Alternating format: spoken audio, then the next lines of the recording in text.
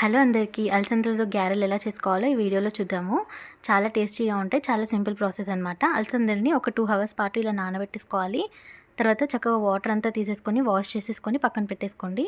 ఇప్పుడు ఒక మిక్సీ జార్లోకి కొన్ని పచ్చిమిర్చి, కొంచెం జీలకర్ర, కొంచెం వెల్లుల్లి, కొంచెం సాల్ట్ వేసుకొని పేస్ట్ లాగా గ్రైండ్ చేసుకోవాలి. ఇందులోనే నానబెట్టిన అలసందల్ని కూడా అన్నీ వేసేసుకొని గ్రైండ్ చేసుకోండి. మరీ మెత్తగా కాకుండా కొంచెం పలుకుగా గ్రైండ్ చేసుకుంటే బాగుంటుంది. ఇదంతా కూడా ఒక బౌల్లోకి వేసుకొని ఇందులోనే కొంచెం ఉప్పు, కొంచెం ధనియాల పొడి, కొంచెం అల్లం వెల్లుల్లి పేస్ట్, సన్నగా కట్ చేసిన కరివేపాకు, కొత్తిమీర, అలాగే సన్నగా కట్ చేసిన ఆనియన్స్ అన్నీ వేసుకొని బాగా మిక్స్ చేసుకోండి.